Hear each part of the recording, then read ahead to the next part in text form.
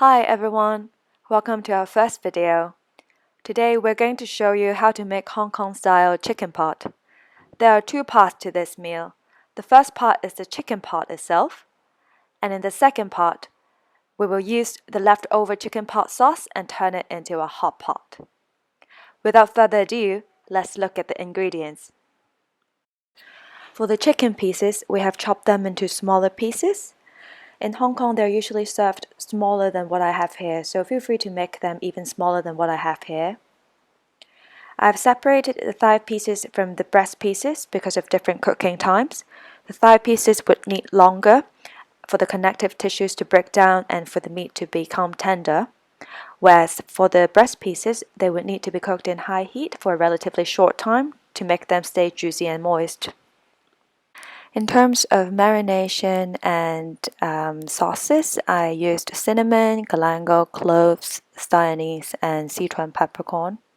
One of the major sauces for chicken pot is something called Chu Hou Sauce. That's where the rounded flavor of the chicken pot comes from. And the other major sauces is the Pixian Broadbean Sauce from Sichuan.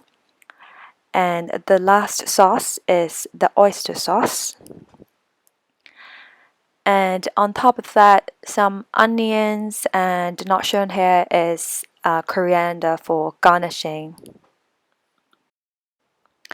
We're now preparing to grind the Szechuan peppercorns. However, we've found a lot of black seeds in the peppercorns. Black seeds have a slightly sandy texture and it's not very nice, so it's better to sort them out. Not every pack would have the seeds in them, but unfortunately for us, this pack has a lot of seeds.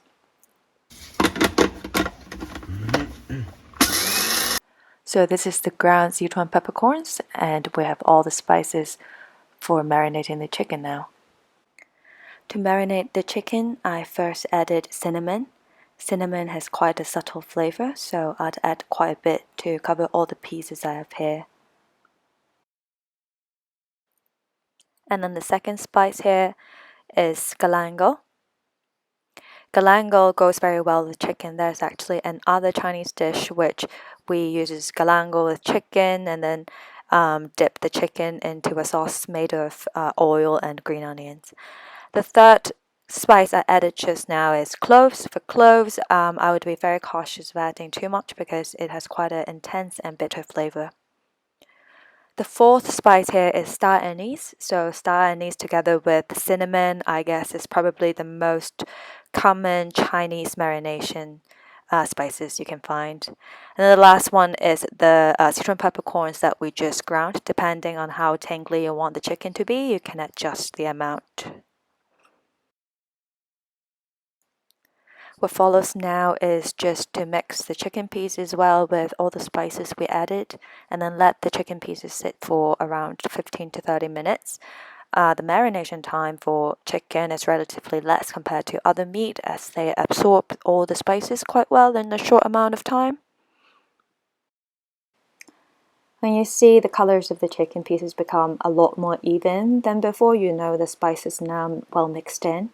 One other thing to note is that when you hear people say ma which applies to most of the Sichuan dishes, the ma comes from the Sichuan peppercorn that we added, which gives a tingly flavor to the chicken.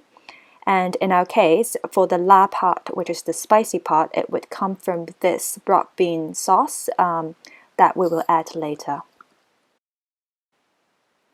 Here comes the last part before we start frying the chicken, which is chopping onions. For onions, I like them to be in larger pieces because they would absorb quite a bit of the chicken pot sauces later, so we could have larger pieces to chew on if they're bigger. I would halve the onions and then separate them both vertically and laterally into 3 equal parts.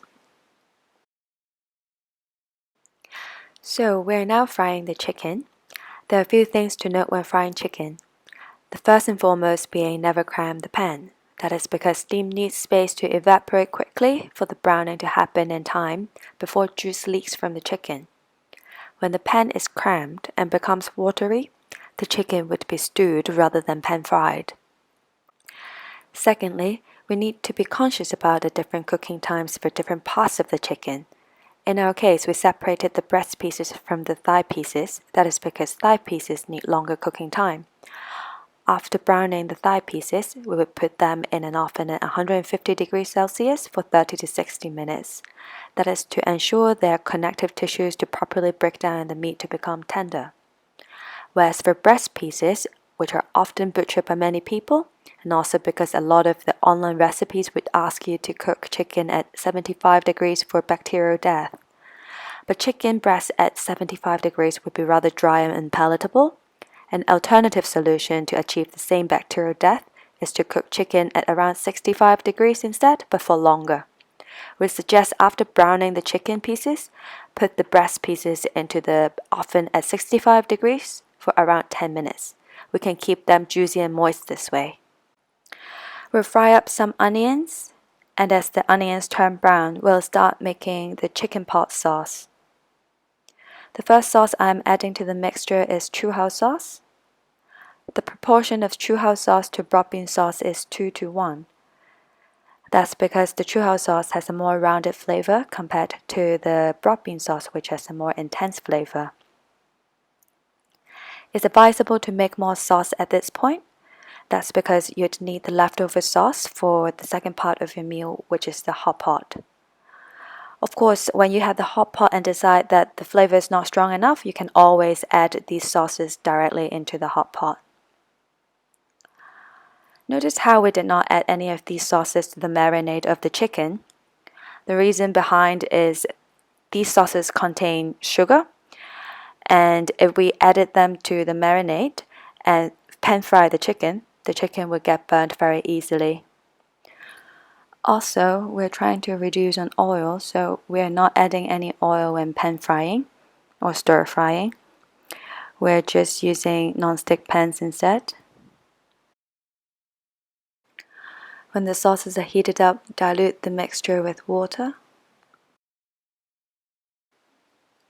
We're now adding the last sauce to the sauce mixture, which is the oyster sauce. For oyster sauce, I would add the same amount as the Chu Hou sauce, which means it is 2:1 oyster sauce to Broadbean sauce as well. One tip here is key indeed mix two kinds of oyster sauces. The first one is the one we're using, which is called the premium one, and on the label it shows what it looks like, mother and son on a boat. And the other one is the normal one, which is a panda on the label. I just try to use the premium oyster sauce whenever possible because it is indeed more premium in taste. So we have been adding more stevia to the sauce just to make it more rounded. We use stevia to replace sugar. You can add sugar to it as well. The most important thing here, I think, would be to taste it. I think any good chef should taste what they're cooking and adjust as needed. Once you're satisfied with the taste of the sauce, you can start adding rice cakes in. Rice cakes are completely optional. I love adding them because they are chewy. It gives the chicken pot another texture, and they also absorb all the sauce. So I've stir-fried the rice cake for a while and they are now soft. We're ready to add the chicken pieces back into the pot. At this point you can turn off the hob and just keep stirring to mix them well.